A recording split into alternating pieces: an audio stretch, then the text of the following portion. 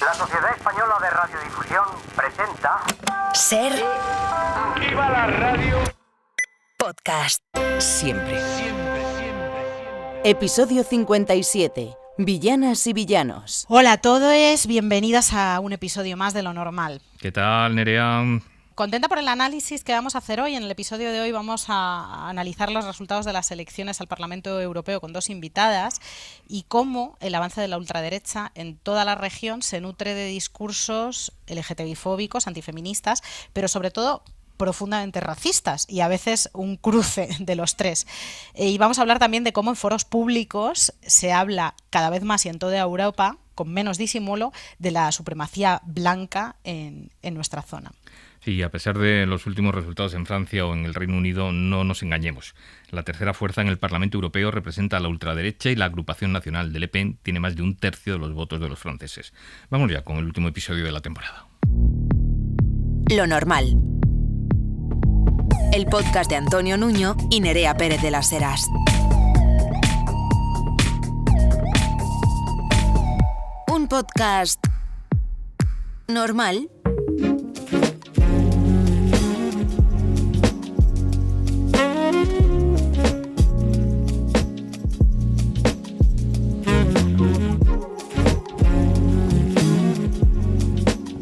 El pasado 9 de junio, tras las elecciones al Parlamento Europeo, nos encontramos con un mapa de Europa radicalizado. El Partido Popular Europeo ha ganado las elecciones, pero la ultraderecha avanza en Francia, Alemania e Italia. En nuestro país, Vox es la tercera fuerza política y surge un nuevo espacio ultra, el de Alvise Pérez, agitador de ultraderecha y transmisor casi profesional de bulos. Para reflexionar sobre lo que suponen estos resultados y de dónde vienen, tenemos desde el estudio de Barcelona a Basha Changue, activista afrofeminista. Hola Basha, ¿qué tal? Hola hola Nerea, ¿qué tal? Me iba a saludar a mí misma, fíjate. Nos acompaña también Eva Pérez Nanclares, que es abogada y copresidenta de la Euro-Central Asian Lesbian Community. Hola. ¿Qué tal, Eva? Encantada. Explícanos qué es la Euro-Central Asian Lesbian Community o ELC, como nos referimos. Sí, bueno, pues es una organización, una ONG, que es una organización paraguas. Esto quiere decir que somos organización de organizaciones, pero también representamos a personas a título individual y nos centramos en la lucha de los derechos de las lesbianas y le ponemos el asterisco porque incluimos en lesbianas orientación sexual, también bisexual y cualquier identidad de género que se sienta cómoda con esta denominación, porque a lo que no renunciamos es a la palabra lesbiana. Eso quiere decir que en nuestra lucha están también las personas no binarias y tenemos un ámbito de actuación, que por eso ese nombre tan largo, de Europa, y nuestras compañeras de Centro Asia pidieron entrar para apoyarlas en su lucha y también representamos a nivel territorial a esas organizaciones. Basha, fuiste diputada de la CUP, en este momento no ocupas este cargo político. Cuéntanos un poco en qué momento te encuentras, por qué está... Bueno, yo he sido durante la última legislatura, efectivamente, una de las primeras diputadas afrodescendientes en el Parlamento de Cataluña. Esta legislatura éramos 4 personas afrodescendientes en el Parlamento, porque siempre incluyo a Ignacio Garriga en esa definición, aunque es controversial, pero es necesario señalar. Y efectivamente es un panorama complicado, ¿no?, para las personas no blancas a la hora de participar en espacios representativos, en espacios institucionales, ¿no?, porque este panorama europeo es algo que hemos visto claramente en el resultado electoral, pero algo que se viene fraguando, ¿no?, en cada uno de los Estados miembros desde hace mucho tiempo, ¿no?, y España evidentemente no es una excepción.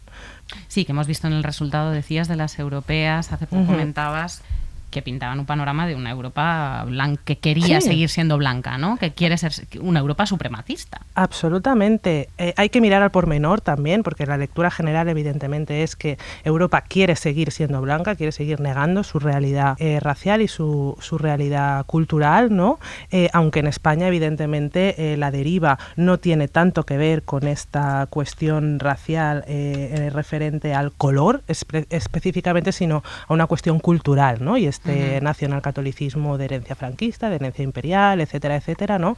Que forja el Estado-nación español. Pero sí que los resultados nos empujan a ver esta foto, es decir, Europa quizá no tiene muchas cosas en común unos países con otros, pero lo que sí que tienen en común es lo que no quieren, ¿no? Y hacia dónde no quieren avanzar y no quieren, digamos, ser conscientes de que quien siembra colonización, como decía la hermana Quindi, ¿no? Quien siembra colonización recoge migración y tú no puedes construirte sobre la explotación de otros países y esperar que no haya consecuencias en las décadas siguientes, ¿no? Esto es de cajón. Tienen claro lo que no quieren. No estamos hablando de países como Polonia o como Hungría, sino de los motores de la Unión. Eva, ¿te sientes reconocida como activista LGTBI? Completamente, y especialmente siendo lesbiana, ¿no? Porque al final esto que estaba describiendo la compañera es un poco el sentir que tenemos también desde el ámbito LGTBI focalizado en las lesbianas. Nosotras estamos muy organizadas y trabajando hace mucho tiempo y trabajamos con muchísimo la incidencia política en las organizaciones europeas e internacionales, Naciones Unidas, etcétera, y sí que vemos que en estas elecciones ha habido como un empeño, casi si me apuras, por sacarnos del encuadre. Hay una vocación de querer normalizarnos a todas en el mismo, pero no en lo normal del título de este maravilloso podcast, sino justo en el otro, ¿no? En el queremos que todos seamos igualitos, todas seamos igualitas y no salir de ninguno de los contextos que les incomodan. Cuando encima te encuentras con lugares como Francia o Alemania, donde han pegado el petardazo que han pegado en estas elecciones, es claramente preocupante, ¿no? Bueno, porque es que yo creo que al final, Eva, siguiendo un poco con el hilo de Francia, ¿no? Es una muestra de esto, ¿no? Es como, bueno, podemos aceptar ciertos derechos de ciertas identidades que los reclaman, pero hasta cierto punto, ¿no? Siempre y cuando no toque aquello que yo no quiero tocar. Y cuando llegamos a escenarios como el actual, en el que estamos de alguna manera recogiendo algunos frutos de luchas históricas, y esto representa un desafío para el poder y para las personas que históricamente han ocupado esos espacios de poder, aquí es donde empiezan esos problemas y ese repliegue identitario de, bueno, ya tenéis suficientes derechos, no necesitáis más, ¿no? Porque si tenéis más significa que yo tengo que perder alguno mío, ¿no? Constantemente hablamos de que la ultraderecha ofrece respuestas sencillas para cuestiones complejas, nada más compleja que la interseccionalidad. Claro, desde la ILC hacéis un esfuerzo, tenéis una perspectiva antirracista, lo mismo Basha en tu discurso, es una mujer queer, claro, tiene espacio algo con tantas capas tan complejo en como la perspectiva interseccional en una población que busca respuestas muy sencillas. O sea, yo lo que creo es que tenemos siempre la tentación de considerar a la gente gilipollas, perdón por el taco, pero es esta cosa de la estupidez supina, y entonces cuanto más estúpida sea la gran masa, más fácil es lógicamente que ellos tengan éxito en su liderazgo, ¿no? Yo me niego a creer esto. O sea, yo creo que las historias que contamos en primera persona, cada una de nosotras con nuestra interseccionalidad a la que corresponda, es verdad que algunas tienen muchas interseccionalidades juntas y es verdad que eso a veces puede generar incomodidad porque te cuesta encontrar el contexto y cómo hablar y cómo expresarte, pero yo siempre lo he dicho, o sea, a mí si me preguntas con respeto obtendrás una respuesta pedagógica, casi si me apuras, aunque suene un poco, yo qué sé, complaciente, pero creo que es lo que tenemos que hacer. Yo últimamente no he parado de hablar del ejemplo de las italianas, ¿no? Estas pobres lesbianas que les están desregistrando a sus hijos y están dejando huérfanos de Estado, que es una cosa bárbara, que yo hablo en primera persona porque yo soy una de esas madres. Mi mujer fue la que gestó a nuestra hija. ¿Cómo no voy a hablar en primera persona y cómo no voy a conseguir transmitir? Cada vez que lo digo en público, la gente me mira con cara de ostras, pues a lo mejor es verdad que hay que pensarlo, porque yo me dirijo a públicos. El otro día en un banco hablé de este tema y había hombres y mujeres y te puedes imaginar que eran todos muy blanquitos y todos muy cis y muy heteros. Y les dije a todos ellos, de hecho esto interpela sobre todo a los hombres, ¿no? O sea, vosotros no gestáis, imaginaos que llega un gobernante que os dice que como no has gestado, este hijo no es tuyo. Entonces de repente pusieron cara de pánico todos, como diciendo, esta señora de qué está hablando. Pero con esto lo que quiero decir es que las historias personales y las historias de vida, yo creo que son las que realmente consiguen motivar y cambiar y abrir mentes. Es que no hay otra. O sea, yo la primera vez que conocí a una persona negra, que me emocionó, porque en mi barrio, en Vallecas, no había nadie que no fuera blanco. Me acuerdo que le pregunté, porque trabajaba, es un poco ridículo, pero lo cuento, porque trabajaba en una editorial yo, y os podéis imaginar la cantidad de veces que se utilizaba el color blanco y negro, porque era una editorial, había blanco y negro y cuatricomía. Y de repente mis compañeros de la editorial dejaron de utilizar la palabra negro para hablar del color. Wow. Y bueno, yo me moría de risa. Entonces me senté delante de este tipo que era un tío genial y le dije, ¿pero a ti te importa que utilicemos la palabra negro? Entonces le entró la risa y me dijo, por supuesto que no. Y entonces yo le empecé a hacer preguntas de, ¿te importa que te pregunte un par de cosas? Que sé que esto puede ser ahora un discurso invasivo, estamos hablando de hace 20 años, pero ¿cómo te acercas si no a la gente? ¿Cómo pierdes el miedo? ¿Cómo haces para de verdad integrar? Pues contando historias de vida, no se me ocurre otra, ¿no? Yo creo que la cuestión no es tanto, que estoy de acuerdo en que las historias de vida evidentemente generan esta empatía y que a la hora de las relaciones uno a uno, ¿no? Las relaciones más personales, más directas, es necesario un cierto grado de conexión, ¿no? Para poder seguir la conversación hasta los niveles de profundidad que se requiere, ¿no? Pero sí que es cierto que hay esta necesidad por parte de la cultura occidental de comprender algo para poderlo respetar, para poder darle esa validez, y por lo tanto al final acabamos haciendo un poco de pornografía del trauma, ¿no? Pornografía de la experiencia, y cuéntame tu experiencia, y como dice Yarmila Ribeiro, al final ellos tienen conocimiento, nosotras tenemos experiencias. ¿Quién establece cuáles son las condiciones para que algo sea validado o no sea validado, o sea aceptado o no sea aceptado a nivel de código social, ¿no? A nivel de respeto que luego va a trasladarse en derechos de ciudadanía? Entonces, cuando ponemos todo el peso en necesito conectar contigo para entenderte y respetarte, ahí hay una primera red flag para mí, ¿no? Que es como, necesitas realmente comprender algo que no vas a comprender jamás, porque mi corporalidad es mía y la tuya es tuya, entonces tú habitas el mundo de una determinada manera que yo jamás comprenderé, y yo habito el mundo de una determinada manera que tú jamás comprenderás. Fíjate que yo quiero aprovechar para enlazar con lo que comentabas antes, Basha, porque estando básicamente de acuerdo en todo lo que decías, creo que yo estaba intentando contestar a la pregunta de Nerea sobre los populismos, pero es verdad que parto de un privilegio previo, que es que vivimos en un país donde el BOE tiene muchas cosas reconocidas, por ejemplo, en el ámbito LGTBI, y eso es algo que desde el punto de vista de la organización que yo colidero, claro, me coloca en una posición que no puedo olvidar nunca, ¿no? Que es que estamos en la punta de lanza de reconocimiento de derechos LGTBI con respecto a muchísimos países en Europa, ¿no? Hablando un poco de lo que decías antes, tenemos que terminar, por un lado, es verdad, poner el foco en quienes lo sufrimos para poder conseguir que los demás entiendan, pero también poner el foco en que tenemos que transar para que se nos reconozca según qué cosas, ¿no? Entonces, en el ámbito, por ejemplo, de los derechos LGTBI, prácticamente ningún otro país que tenga el espectro de reconocimiento legislativo, que luego hay que conseguir que se haga de forma efectiva, pero si lo tienes ya por lo menos reconocido en la ley, socialmente te puede gustar más o menos, pero a mí nadie me puede discutir que yo me puedo casar, que puedo filiar y qué tal y qué cual. El movimiento hacia la derechización se ha frenado relativamente, ninguno de las previsiones que teníamos se ha cumplido, o sea, ni el PP ha ganado tanto en España, ni tampoco, aunque han salido otros de ultraderecha, y en otros países europeos sí que ha pasado un poco esto de que se ha frenado, en países nórdicos han frenado la ultraderecha, etcétera, y el ascenso en Alemania y en Francia es preocupante, pero se ha conseguido mantener los valores europeístas, que yo sé que desde la perspectiva antirracista hay muchísimo de lo que hablar y de lo que mejorar, pero desde la perspectiva de derechos LGTBI creo que es muy relevante mantener ese cierto ánimo, ¿no? Ese cierto halo. Lo que a mí me deja todavía muy fría es qué más necesita la sociedad para movilizarse, ¿no? ¿Qué más necesitamos que tenerles ya aquí? Antes era que vienen, pero es que ahora ya están. Pero es que yo creo que nunca se han ido. O sea, ya, es que a mí me parece esto muy importante. Es decir, cuando decimos que viene el lobo funda España. El lobo es una de las patas de este Estado. Entonces, no es que viene el lobo son todos. El lobo es el propio Estado español, ¿no? En el caso nuestro, pero en la Unión Europea también se puede establecer así, ¿no? O sea, de la misma manera que comentabas antes, ¿no? Desde una perspectiva antirracista queda mucho por hacer, pero desde una perspectiva LGTBI hay mucho hecho. Pues yo creo que no, porque precisamente este es el engaño en el que nos intentan, o la dicotomía en la que nos intentan meter cuando hablamos, por ejemplo, de las personas LGTBI que vienen a pedir asilo y refugio y son personas no blancas. ¿Qué tal? Porque eso es perspectiva LGTBI.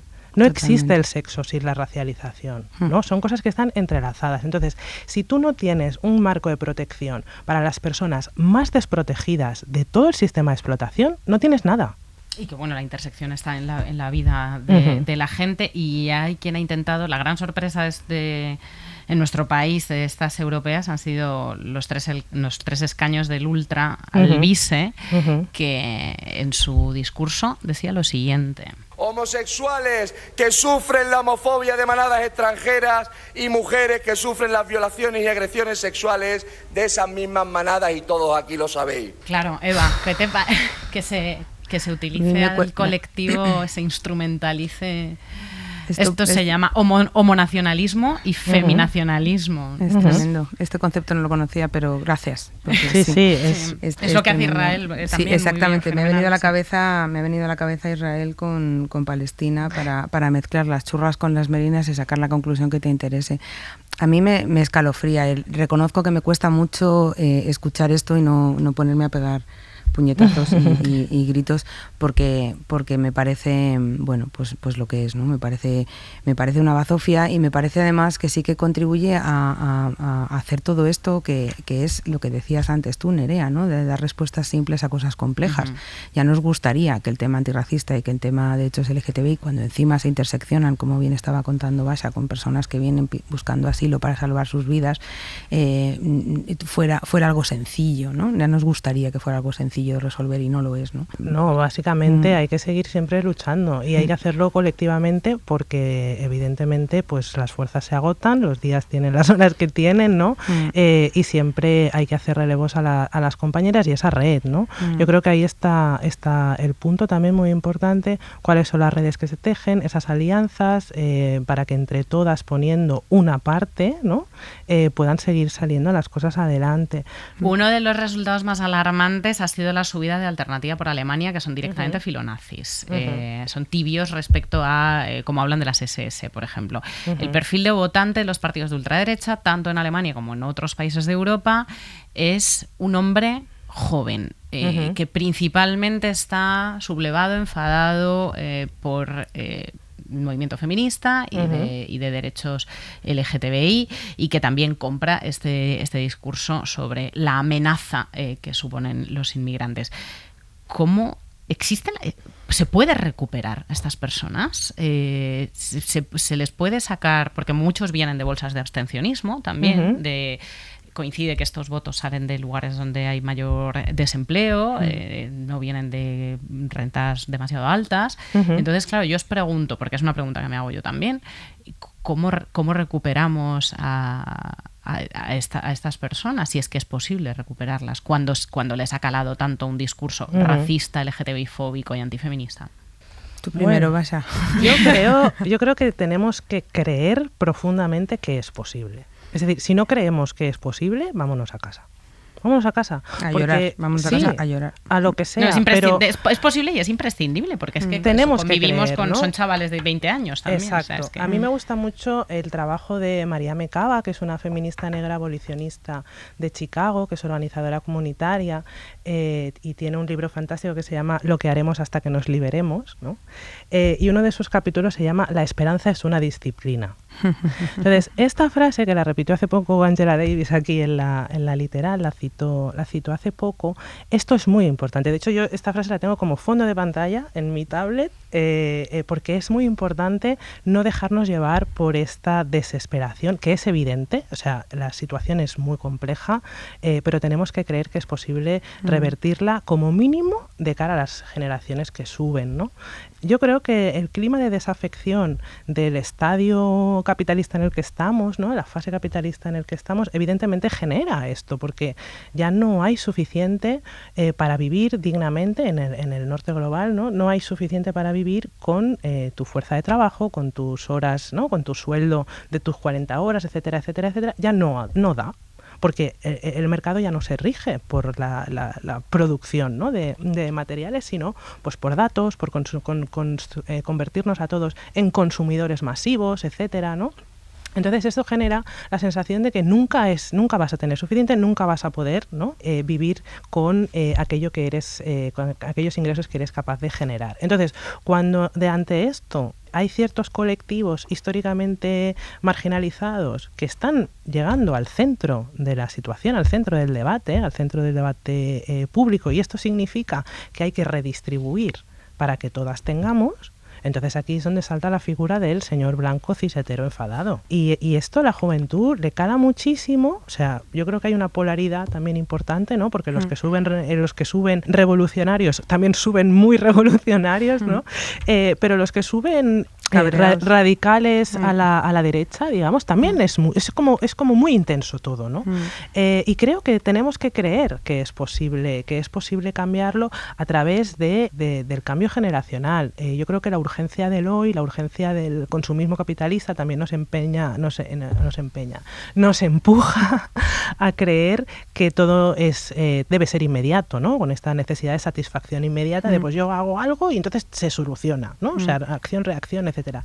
Entonces, nuestro trabajo no es solucionar, sino poner la piedra del camino que nos pertoca. Nosotras nos encontramos unas piedras, añadimos otras y procuramos que haya un relevo generacional para seguir luchando, ¿no? Creo que hay que hacer una apuesta muy importante por esta educación comunitaria, educación colectiva, por la convivencia en la diversidad, por conocer diferentes vidas, diferentes maneras de existir, diferentes pensamientos, diferentes cosmovisiones, etcétera, para que no cale un discurso de extrema derecha esencialista, para que nadie te pueda venir a explicar algo que tú ya conoces de primera mano porque te relacionas con la gente diversa de tu entorno, ¿no? Y sobre todo para marcar un poco esa redirección de rumbo y redirigir un poquito esa derechización, ¿no? Yo me lo llevo al ámbito lésbico y a las relaciones de los jóvenes, ¿no? Y me acuerdo de algunas cosas. Por ejemplo, me acuerdo de mi compañera Liz Cofen, que ha escrito un libro que se llama El genio lésbico, donde describía cuánto les incomodamos a los señores cuando ella hacía sus intervenciones con la barba, que se iban allí y se disfrazaban con barbas para demostrar que solo hay tíos en ese tipo de cosas. Es verdad que hay un punto en el que tendríamos que recuperarles, como dices tú, Nerea, tendríamos que ser capaces de recuperarles, pero no podemos negar que si les estamos pidiendo que cedan espacio, hay un mínimo de rebelión que seguro que va a tener lugar. Lo que yo me pregunto, siendo madre de una preadolescente como soy, en un lugar como Madrid, en un espacio como España, ¿por qué no quieren mujeres libres? ¿Por qué no quieren enfrentarse a compañeras iguales? ¿Por qué? Es una cuestión de verdad de dominación, como siempre, que supongo que es lo fácil y lo sencillo de entender. Me preocupa muchísimo también en ese punto el tema de las redes, ¿no? La cantidad de dinero que se ha invertido desde las organizaciones de ultraderecha en llegar a esta gente. Esta gente ha llegado a muchos, el Alvise tiene un Telegram, pero muchos de estos han llegado por los TikTok, que tienen cientos de miles de vídeos con un algoritmo que repite. Mi hija me explique cómo funciona el algoritmo y mi hija me dice, no te preocupes, mamá, si yo sé rechazar cuando hay algo que no me gusta, pero el algoritmo manda. Entonces ves un vídeo, hay un estudio, ves un vídeo antifeminista y te salen 350.000 a partir de ese momento. Quiero decir que es como un suprapoder y deberíamos tener herramientas para luchar contra eso. Yo esto en Europa, que estuve justo antes de las elecciones, que fui de visita al Parlamento Europeo y hablé con algunos eurodiputados, todos LGTBI, todos de fuerzas progresistas, también es verdad, era una preocupación constante esta parte, ¿no? ¿Cuánto tenemos que hacer por invertir en los canales que a ellos les funcionan, en los mecanismos que a ellos les llegan? Pues es verdad que cuesta mucho, Nerea, cuesta mucho encontrar un punto en el que le digas no soy una amenaza para ti, porque no los necesitas, no te interesan sexualmente. En todo caso, como mucho, te ven como un objeto sexual y cambiar todo eso de un día para otro es complicado, ¿no? Para nosotras, siempre lo cuento, en 2018 todavía Google indexaba solo sexo cuando metías la palabra lesbiana. Es que estamos hablando, solo sexo, me refiero sexo pornografía. Sí. Entonces, son muchos frentes, o sea, no es, quiero decir, no podemos ser naif y pensar que este señor, la ardilla o el mapache o como se llame, que no quiero ni nombrarle, ha conseguido solo esto porque tiene un mensaje sencillote, sino también porque hay otros caldos de cultivo que yo creo que estamos descuidando. Pues nos tendremos que poner a imaginar, compañeras, porque no nos queda otra. Yo creo que esta charla merece una segunda parte, quizá una tercera. Basha, Chang y Eva Pérez Nanclares, muchísimas gracias por vuestro análisis y sobre todo muchísimas gracias por vuestro activismo, por vuestro trabajo. Muchas gracias a vosotras. Open air, side by side we sway there in all the colors. Some love,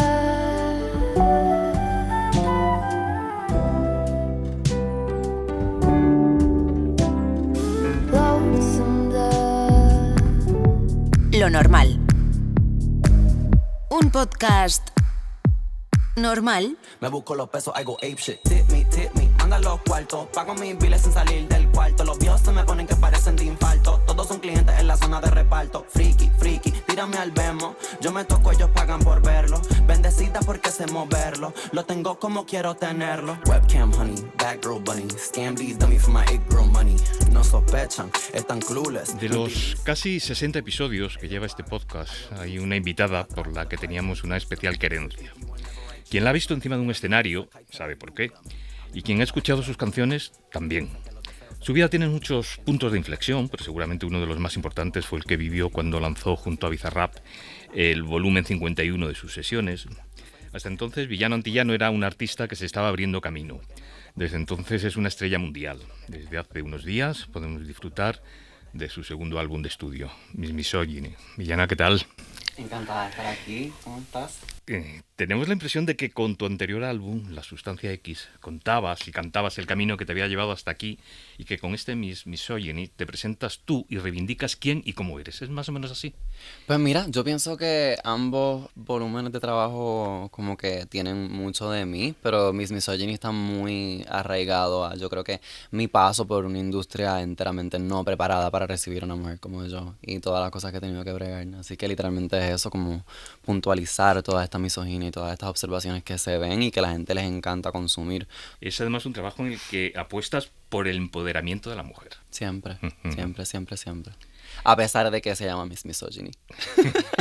Luego hablaremos de eso. La tarjeta de presentación de este trabajo es Kangaroo, un trap en el que la protagonista es una trabajadora sexual en línea. ¿Qué nos has querido contar con esta canción? Realmente yo siempre hablo de mi experiencia. Yo hacía trabajo sexual, o sea, lo he hecho varias veces a lo largo de mi vida. Antes de pues, tener esta carrera también pues vivía una vida un poco bastante distinta y sí, en verdad, como que quien me conoce sabe que I was a cam girl. A veces me asusto y de cuando salen esos videitos por ahí. Pero realmente me lo disfruté mucho también y siento que lo que estoy narrando es muy real. Como que fue como una manera de yo también aprender a como que pagar mis cosas con las cosas que el mundo me llevó ahí. Yo no conseguía trabajo, yo esto, lo otro. Pues yo quería hacer mis cosas, quería perseguir mis sueños y necesitaba tiempo también y tener mi tiempo en mis manos. Así que ese era mi trabajo. En el vídeo apareces caracterizada como Iris Chacón, Cher, Rafaela Carrà y Cristina La Veneno, algunas de ellas grandes referentes para todos nosotros. A Iris la conocemos menos. ¿Por qué estas 4 mujeres? Fueron 4 mujeres que me inspiraron mucho a lo largo de mi vida. Iris, específicamente, Iris Chacón es para mí la vedette más grande que ha visto el mundo, la vedette de América, como se le conoce. Iris Chacón para mí es una de las artistas o la artista puertorriqueña más con un calibre increíble que ha salido de Puerto Rico. Yo creo que le pasa el rolo a hombres y mujeres. No hay como que otra artista de su calibre, de lo que ella hacía. Ella era una vedette, ¿no? Toda esta estética súper elevada y preciosa. Que no os perdáis el vídeo porque esa villana caracterizada como Iris Chacón con ese pelo rojo es impresionante. Y es que ella siempre fue, pero siempre fue un espectáculo de mujer y así mismo con ese pelo rojo. Y pues Rafaela Carrà también, de hecho, amiga de Rafaela Carrà porque también era otra vedette, se conocían. Y qué sé yo, la influencia de Rafaela la podemos ver, yo pienso que en Lady Gaga, pero de que ahí. Y es como que esta original pop star, por decirlo así. Y me basé quizás como que en mirar hacia atrás y ver todas estas mujeres que labraron un camino que nadie entendía en ese momento. También vi el documental de Rafaela Carrà en Hulu y eso como que me cambió un poco la vida. Vi muchas como que cosas que ella sufrió que como que en secreto creo que todas sufrimos y no sabemos que todas sufrimos, específicamente las mujeres que estamos en el mundo del espectáculo. Y me hizo como que conectar y sentir que todas de hecho como que estamos como que conectadas al mismo canal y que todas como que avanzamos la balanza un poquito más para que la otra pueda llegar más lejos. Hay también varias referencias a las masculinidades tóxicas en el disco, aunque justo la de Fruity Boy, seguramente la canción más divertida de este Miss Misogyny, como te decía, llevo con ella en la cabeza desde esta mañana. Esa canción tiene que ver justo con lo contrario, con una figura masculina que se aleja de esa toxicidad, que es cómplice y sensible. Sí. ¿Cómo es ese Fruity Boy? Todo empezó por un chiste un poco. Es que mis amigas dicen que para que a mí me guste un hombre tiene que ser un poco pato. Tiene que ser un poquito como que... Tiene que tener sus manerismos, sensibilidades, etcétera. Y no es real, obviamente me gustan los hombres heterosexuales. Pero hay algo del hombre heterosexual machirulo que no me gusta, pero en lo absoluto. Como que a mí tú no me vengas con esta... No, esto y lo otro, que si te vas a la cocina, esto... Esas mierdas como que no. Pero... Sí, como que estos hombres que no tienen miedo como que a demostrar sus sensibilidades, que están claros, que a mí me gustan las mujeres, sobre lo que yo haga, no, o sea, no va a cambiar el hecho de que yo soy un hombre heterosexual. Por ende, pueden fluir más, no están con esta perse de cómo me va a percibir mi pana, que me parece lo más gay del mundo. Fruity Boy no. Un Fruity Boy está por ahí viviendo su vida, lo que le gusta, y es como es. Y yo pienso que la autenticidad y como que esa gallardía de ser quien tú eres gusta. ¿Existió o existe? Existió. Ya no existe. Estoy soltera. Estamos acostumbrados a escuchar, sobre todo en las músicas latinas, a hombres que nos cuentan con pelos y señales cómo les gusta el sexo y cómo practican el sexo. Sin embargo, es mucho menos habitual oír canciones de mujeres que hagan eso mismo. Hasta hoy, porque con Vicio, La Villana y La Mala rompen todos esos prejuicios. ¿Eres consciente de que verbalizáis lo que ha sido un tabú durante décadas para las mujeres en la música? Sí y no. Como que realmente no me paro mucho a pensarlo. No es como que, como que estamos haciendo esto y esto tiene estas repercusiones. No. Yo creo que yo soy una mujer muy poderosa. Incluso como que soy una mujer muy poderosa y me atrevo a decirlo. So, no pienso que es imposible como que te inspire una persona como mala y que luego vengas tú a como que... No, pero es que como que o a bajar un poco o a tratar de filtrar las cosas. No corre. Como que esto es lo que sale y ella sabe que yo soy una mala blacafre por ahí. Os han criticado, como te decía antes, os han criticado por eso, por esa crudeza, por hablar tan explícitamente de sexo. No sé si por eso específicamente nos hayan criticado, pero realmente yo no estoy tan pendiente como que a lo que sabes, como que para mí eso es ruido un poco. Títeres, en este caso, en una colaboración con Nessie, habláis también de relaciones tóxicas, que probablemente serían rechazables, pero que hay una atracción que puede todo. A pesar de que sepamos que nos pueden machacar, hay veces que el instinto, que la libido puede con todo. Sí, yo pienso que sabe, y me voy a atrever a decirlo, o sea, a mí no me importa, yo no tengo pelos en la lengua. Igual, antes que quiero decir que Nessie es la rapera puertorriqueña que yo más respeto, me parece que tiene un lápiz increíble, tiene un flow, una lírica, y yo la quería en mi disco. Me parecía que, número uno, solamente me parecía lógico tener a mujeres en este álbum, no veía cabida para una colaboración masculina, pero... Y ella hizo exactamente lo que... Nadie más podía hablar de un títere porque realmente el títere como tal, para quien no sepa, en Puerto Rico se conoce como pues, el hombre que trabaja en la calle, que mueve drogas, que etcétera. Acá pues es más como un títere de marioneta. Exacto, pero no es eso. Y la única... O sea, tenía que ser una mujer puertorriqueña quien hablara de esta experiencia porque nadie más pues va a saber lo que conlleva. Y sí, hay algo de eso, ¿sabes? Yo pienso que hay algo de la... hipermasculinidad que emite como que, ¿sabes? Un capo de la calle y la hiperfeminidad que damos nosotras, las muñecas, en este caso pues yo como mujer trans y en Puerto Rico muchísimas también, hay como un tirijala muy fuerte de como que atracciones porque es que claro, tú estás en este lado del espectro y yo estoy acá, somos los opuestos, so, como que hay como un jalón. Yo ya como que he hecho un compromiso conmigo misma de como que no caer ahí en sus trampas porque es que los títeres son heavy duty. Así que yo como que... Pero también son muy buena escuela, ¿sabes? Me dieron mucha maña. A mí ningún macho me mete las cabras ahora. Ahora yo soy la que le meto las cabras. Hay, como decíamos antes también, hay también a quienes les puede chocar que hayas titulado el álbum Miss Misogyny, Miss Misoginia. Claro. Pero ya hemos hablado aquí en muchas ocasiones de la importancia que tiene que nos reapropiemos de las palabras para luchar contra lo que significan. Claro, sí, yo no estoy celebrando la misoginia, quiero que quede claro, simplemente estoy constatando que esto es lo que la industria persigue, esto es lo que la industria quiere, esto es lo que la industria vende y esto es lo que ustedes consumen. Utilizas indistintamente el español y el inglés en tus canciones, juegas con los dos idiomas para fabricar las rimas. ¿Te resulta más complicado que expresarte en un solo idioma o es eso realmente un juego que termina siendo muy divertido? ¿Sabes? Yo creo que es un poco de ambas y también me gusta y decir que como sujeta colonizada no siento que le debo respeto a ninguno de ambos y específicamente al inglés, porque el español pues sí es mi lengua materna, ¿sabes? Pero no el español castellano, yo hablo el español conmigo, como lo hablan en la montaña de Puerto Rico, donde yo salí. El inglés en específico, aunque lo puedo hablar muy bien y soy fluent, por decirlo así, me lo mastico más y lo hago muy adrede. No siento que es un idioma que le doy respeto, pues por esa subyugación que nos tienen colonial. Quien me conoce sabe que yo soy muy independentista y creo en la soberanía de mi país. Cuando grabaste aquella sesión 51 con Bizarrap, ¿pensaste que tu vida iba a dar el vuelco que ha dado? ¿Te reconoces en la villana de hace 4 o 5 años? Sí, claro, siempre ha estado. Lo que pasa es que ahora he tenido más los recursos y el tiempo para como que dejar que la cosa se desarrolle. Yo creo que a mucha gente también le cuesta un poco como que quizás ver como mi transición, porque ha sido muy como que mientras pasa el tiempo me voy viendo más distinta, y es que eso es lo que es transicionar médicamente, ¿sabes? Yo me estoy metiendo mis hormonas, yo estoy bien rica y esas cosas pues tienen, ¿sabes? Repercusiones, pero yo creo que la gente erróneamente pensaba que yo como que maybe me iba a ver como, o sea, como me veía en un principio siempre. Y yo, no, baby, that was not it. Como que, this is it. ¿Y quienes te rodean, tú crees que te reconocen? ¿Que reconocen a aquella persona que eras hace 4 o 5 años? Totalmente. Yo pienso que quienes me rodean y quienes son mi familia escogida, y mi familia realmente siempre ha sabido quién yo soy. O sea, mi mamá siempre ha sabido que tenía una hija. Lo que pasa es que el ruido, lo que te dicen los de afuera, lo que te dice la sociedad, lo que te dice la vecina o lo que tú pues piensas que tiene que ser, pero siempre han estado claras, y yo siento que la esencia, ¿sabes? Como que específicamente como un papá o una mamá no va a reconocer la esencia de su hija, como que tú sabes lo que tú tienes ahí en tu casa y sabes la buena persona que es, o pues lo que le falta, o por donde le tienes que encaminar quizá, pero quien me ama y quien me conoce de siempre ha sabido quién yo soy. En estos minutos de entrevista, y bueno, quien te conoce lo sabe, tú no te has callado en ningún momento y has denunciado siempre la transfobia.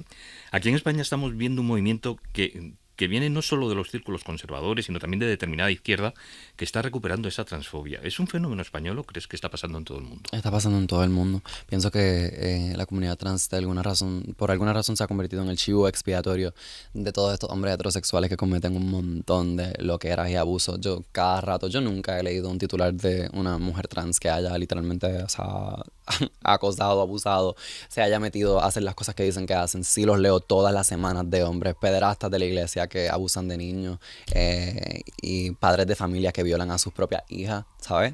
La doble vara está ahí. Es como que pienso que este señalamiento y esta proyección de como que pues no sé para dónde tirarlo, déjame tirarlo para acá, porque este grupo de personas siempre ha sido súper marginada, no se les entiende de nada, la gente piensa que son unas personas degeneradas o algo por el estilo, so ya de por sí pues déjame tirarlo para allá y decir a esta gente hay que frenarla. Pero realmente estadísticamente hablando yo quisiera que alguien me diga, ¿verdad?, qué peligro existe con las personas trans. ¿Cómo luchamos contra esto? ¿Cómo paramos esta all-right que parece estar imponiéndose? Tú sabes una muchos cosa, países? yo pienso en esto a cada rato. A veces como que me invade esta como que, no sé, me siento muy derrotada a veces, pero la realidad del caso es que voy a citar a una amiga, hermana, hija, familia, o sea, a una mujer que quiero mucho, que una vez me dijo que literalmente a ella la podían matar mañana y el día después iban a nacer 5 cabronas más perras que ella. Y esa es la realidad. Tú no puedes parar algo que no tiene freno. Nosotras siempre hemos existido, siempre vamos a existir. Lo que pasa es que ya llegamos a un punto donde nos cansamos de estar atrás y estar, tú sabes, como que cogiendo los puños y los cantazos. Yo también, o sea, yo soy otra. A mí, yo soy de almas tomadas, baby. Yo te encajo en el puño. So, no sé, como que yo soy muy violentita también y pienso que los cambios sociales, lamento decirlo, llegan con violencia, no llegan, tú no puedes sentarte a pedirlos con por favor, sí, me gustaría que sí, puedes, es mis derechos. Eso no funciona así. Bien, hemos hablado de cómo te veías hace unos años, cómo te ves dentro de 3, 4 años, cómo piensas que va a ser. Más perra todavía, más perra todavía, más explotada, más hermosa, pero sabes que también más feliz, y yo pienso que esto tiene mucho que ver con la felicidad que yo siento independientemente de lo que el mundo pueda pensar o querer decirme, porque el pensar que tú puedes decirle a una persona quién ella es. Baby, si yo fuera un macho, yo sería un macho todavía. Porque yo fui un macho y era un macho como que bastante bello. Y tenía la vida que yo quería tener, whatever. O sea, no la que yo quería tener, pero dentro de ese límite y esa cajita que me tenían, yo estaba bien. Pero yo sabía que esa no era yo, ¿me entiendes? So, ¿cómo tú vas a decirle a alguien que se conoce literalmente por dentro? Yo me acostaba con 5 años rezando, al otro día amanecer como una nena, ¿me entiendes? So, yo estoy clarísima. Tú no me conoces más que yo misma, es imposible. Pues Villana, no te calles nunca y por favor sigue haciéndonos disfrutar como solo tú sabes encima de un escenario. Que vaya muy bien este Misogyny. Gracias, encantado. Fruity boy like being a boy toy. I could be a lady and you my lady boy. Fruity boy like being a boy toy. I could be a lady and you my lady boy. Fruity boy like being a boy toy toy. Fruity boy like being a boy toy toy. Fruity boy like being a boy toy. I could be a lady and you my lady boy. Prometiste que te ibas a esperar a retirarte para contarlo. Te han pillado con un tío en la cama. Pues ahora te jodes. Ten cuidado, Sergio, ten cuidado. ¿Ten cuidado con qué? ¿Qué? Que me tuve que enterar como todo el mundo. ¿Tan listo que te crees si te dejas grabar por un subnormal? ¿Se te ha ocurrido llamarme en algún momento de la semana? O preguntarme qué es lo que yo pienso. ¡Contéstame! ¡Me contestes! ¡Que te calles ya, que pareces tonto! ¡Y piensa antes de hablar! Que esto es muy grave. Y es mi problema, no el tuyo. A mí lo que tú pienses me la suda. Lo que escuchamos es una escena del corto Capitanes, que está dirigido por Edu Hirschfeld y Kevin Castellano. Los actores protagonistas son Jorge Silvestre y Héctor Juezas, y encarnan a los capitanes de un equipo de fútbol que está jugando la semifinal del torneo de Copa. Esa conversación se produce tras el cambio de Óscar, después de que el público le increpara con insultos homófobos, y la expulsión de Sergio tras cometer un penalti. Edu Hirschfeld, ¿qué tal? Hola. Kevin Castellano, muy buenas. Muy buenas, ¿qué tal? Esa escena supuestamente no tendría cabida en el fútbol español ni en el fútbol mundial porque no hay futbolistas gays ni bisexuales, ¿no? No los hay visiblemente. Los hay, pero están desgraciadamente dentro de, iba a decir del armario, dentro de los vestuarios. Y es una realidad que no sé, es muy anacrónica y muy llamativa. Yo creo que sí que se podría dar esa conversación. Fíjate lo que te digo. Otra cosa es que la veamos o que eso luego trascienda, ¿no? A nivel, pues eso, a nivel social, a nivel prensa y demás. Estoy seguro de que alguien ha tenido una conversación, no sé si igual, pero algo parecido es probable. ¿Cómo surge la idea de hacer este corto? Pues Kevin y yo estuvimos durante una temporada bastante larga haciendo una investigación bastante extensa sobre el mundo del fútbol, porque somos aficionados aparte de cinéfilos. Y había muchos temas por ahí que nos llamaban la atención. Están las apuestas ilegales, está el tráfico de menores para fichajes. Bueno, había un montón de cosas. Y de repente este tema de la invisibilidad de la homofobia, de la homosexualidad dentro del fútbol, nos pareció como una cosa que al no hablarla parece que no está, ¿no? Como que el tema no existe, pero es una cosa...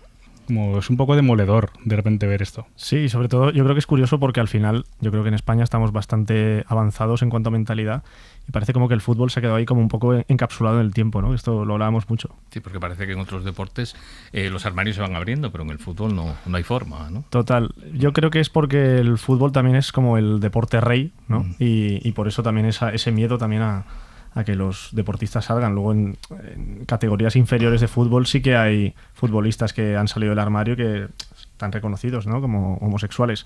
¿Hay algo de tensión sexual no resuelta en esta conversación que hemos escuchado? Aunque parezca que no, por esa masculinidad tan tradicional, ¿no? Hombre, sin duda, es un poco como la gasolina de toda la, no sé, de la elección dramática de estos dos personajes, ¿no? Dos hombres que la gente que vea el corto va a ver que no saben prácticamente ni darse un beso, ¿no? No saben ni comunicarse entre ellos. No saben comunicarse. Son dos toros. Y es un poco como la dinámica de muchos futbolistas que vemos en el campo, ¿no? Como una agresividad que yo muchas veces ya me pregunto si es como una construcción impuesta como para cumplir un rol de virilidad o que ya se debe a las revoluciones a las que van, pero vamos, sí, la tensión está, y de hecho la tensión se ve muchas veces en los campos, si te fijas bien. Sí, fíjate, es curioso cómo queda reflejado en el corto que todas esas demostraciones de masculinidad se vienen abajo cuando se imponen las emociones, como por ejemplo en la celebración de los goles, ¿no? Total, además es una cosa que nos hacía mucha gracia y casi desde el principio quisimos meterlo, ¿no? Que al final tú ves todo este tipo de celebraciones o este tipo de cómo se abrazan, cómo se tiran al suelo, todo este tipo de cosas, nos parecía que tenía ahí algo de homosexual de repente, ¿no? Un poco, o al menos es un poco cariñoso, ¿no? De repente, es como son tíos duros, pero de repente se quieren.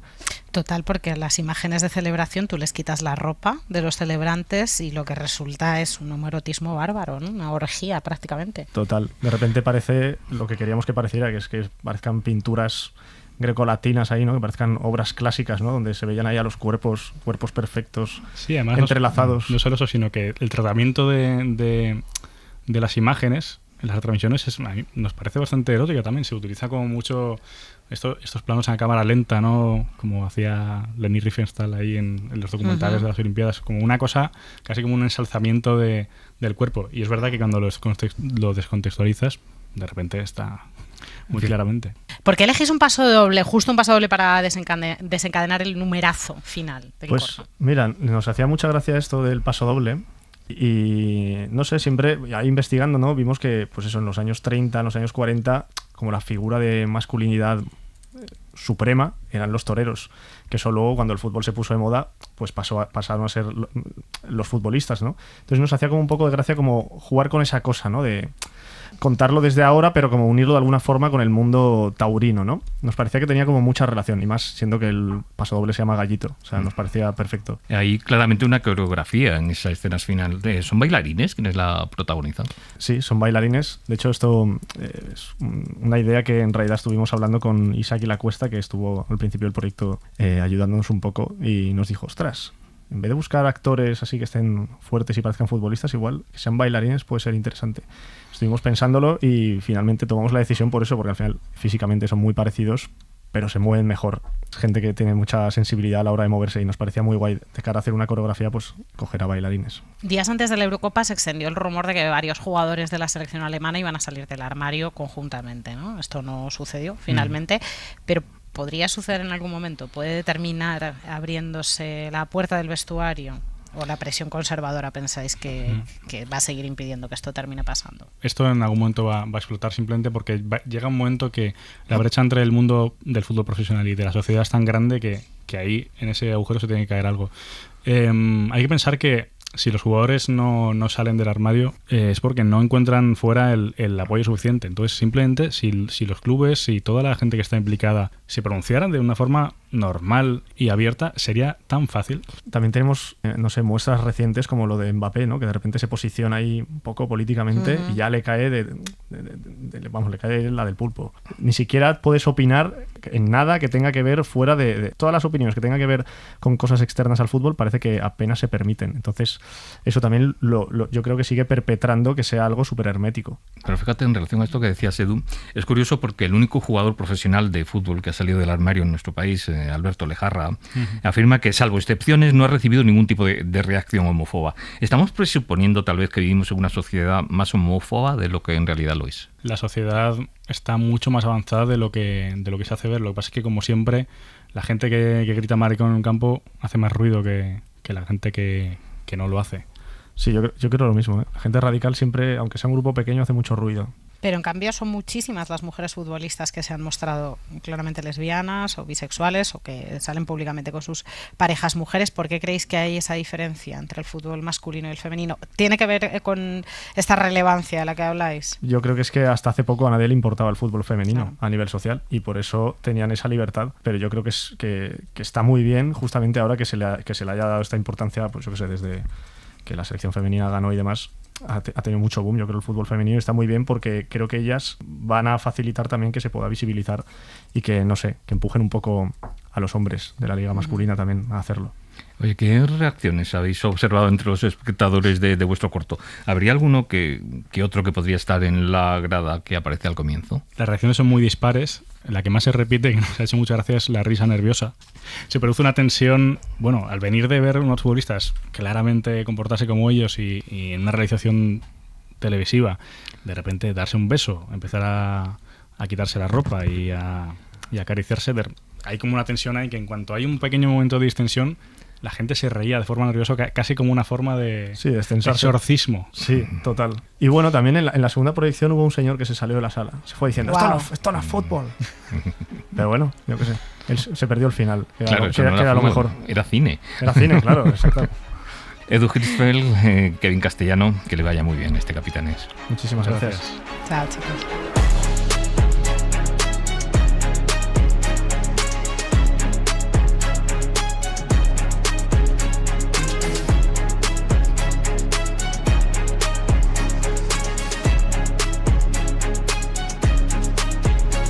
Durante la semana del 15 al 21 de julio se celebró el Orgullo en Barcelona. Ferran Dalmau nos cuenta todo lo que ha pasado en esa celebración.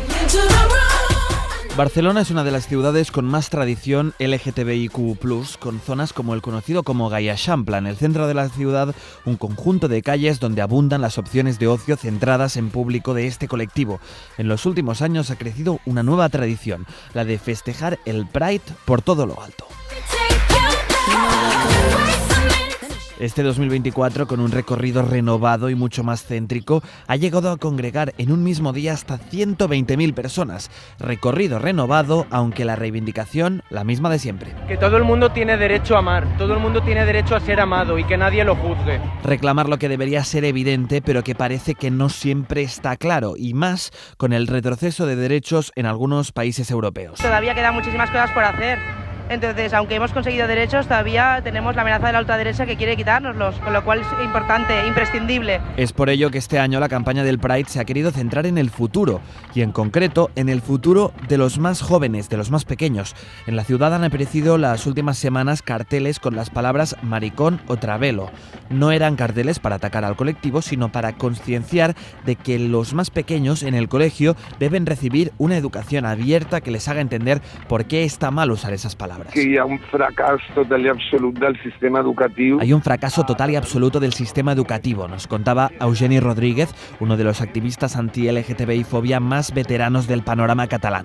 Algo que tienen muy presente también los asistentes al Pride, como este chico. Que yo con 20 años no tenía ni idea de nada. Que hasta los 20 no sabía quién era por falta de educación, algo demasiado habitual entre los miembros del colectivo. Yo soy una persona bisexual y me costó años en entender que eso era una posibilidad. Para amenizar la celebración del Pride, Barcelona se ha llenado las últimas semanas de música. En un Pride que ha envuelto la reivindicación de auténtica fiesta. O sea, yo al principio pensaba también que hacerlo así todo en plan festividad era un poco extraño, pero luego pensé que, joder, también tenemos que mostrar que nosotros ahí tenemos derecho a vivir, a pasárnoslo bien. Algo que la mayoría de los asistentes celebran, la fusión entre protesta y diversión. Y luego a mí me gusta de esta manera también festiva, pero sin que pierda la parte reivindicativa. Podemos reivindicar de muchas maneras, hay maneras más serias de hacerlo, pero también se puede reivindicar demostrando que no todo es odio. A nadie se le escapa que muchas empresas han aprovechado el boom de este movimiento también en Barcelona para promocionar sus productos, lo que se conoce como pinkwashing. Pero este asistente nos cuenta que eso también tiene su parte positiva. Por desgracia, movilizaciones como los de la Crida o como los de organizaciones más puras, más vinculadas al orgullo, por desgracia no tiene tanta visibilidad. Y esto, quieras que no, te la da. Sin embargo, la otra cara de la moneda llegó una de las noches. Ayer mismo de madrugada hubo una agresión LGTBI-fóbica que condenamos. Esa agresión no hace sino confirmar la necesidad y la vigencia de la lucha contra los discursos del odio, de la defensa de la libertad y de la diversidad. Es el alcalde de Barcelona, Jaume Collboni, condenando la agresión que sufrió una persona trans, palabras de un alcalde del colectivo, y que sucede a una antigua alcaldesa, Ada Colau, también del colectivo.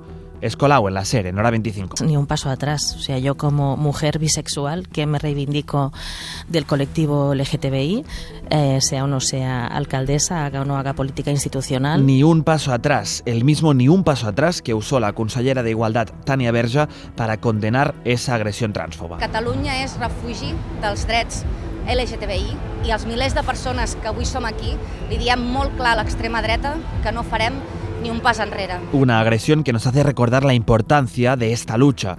Lo cuenta uno de los asistentes. Llevamos años avanzando, movilizando un cambio muy grande, pero la realidad es que no, que todavía nos cuesta mucho seguir creciendo, seguir pudiendo expresarnos libremente y poder salir a la calle sin miedo a que nos den una paliza. La importancia de no ceder, de continuar luchando. No, es un festival que lo tenemos que seguir haciendo cada año, pero no solamente por la comunidad, es para todas las personas, para todo lo que quiera venir, celebrar y pasarlo bien. Esa lucha ha permitido que el Pride en Barcelona no haga más que crecer cada año. Y anticipabas un futuro catastrófico, hoy pronosticas la revolución sexual. Tú, que decidiste que tu amor ya no servía.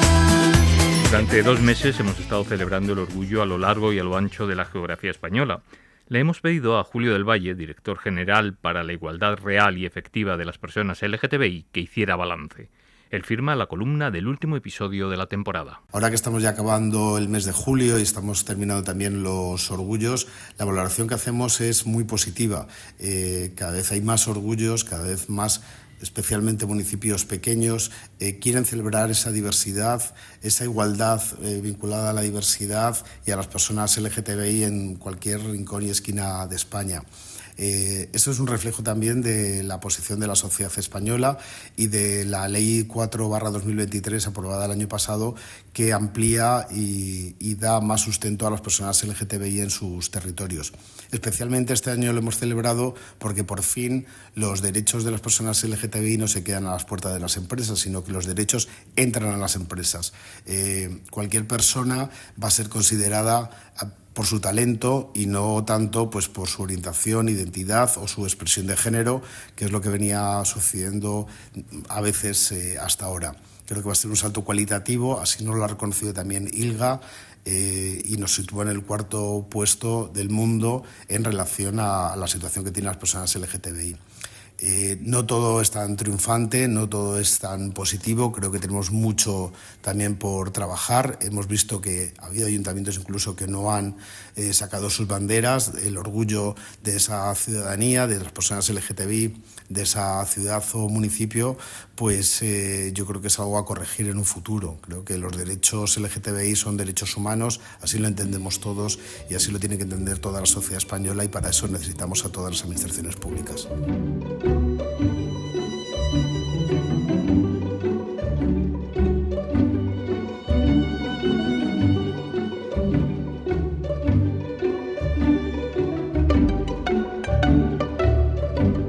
Ha sido un curso intenso en todos los sentidos, pero aquí hemos seguido, Antonio, haciendo lo que nos hace más felices y nos alimenta más, que es darle voz a nuestras historias, a las historias del colectivo. Fíjate, han sido casi 60 episodios ya los que llevamos. Vamos a empezar dentro de nada, en septiembre, la 4ª temporada. Nos volvemos a encontrar ese 9 de septiembre con Rocío Sánchez Chamero, María Jesús Rodríguez, Ana Oscariz y José María Sendra. Un felicísimo verano, Nerea. Que descanséis muchísimo todas las que estáis al otro lado. Un beso enorme, Antonio.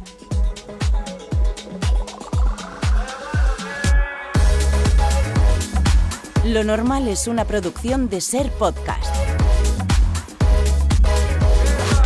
Dirección y presentación: Nerea Pérez de las Heras y Antonio Nuño. Guión y producción: Tony Quart. Para no perderte ningún episodio, síguenos y suscríbete en la aplicación y la web de la cadena SER y en todas las plataformas. Cadena SER. La radio.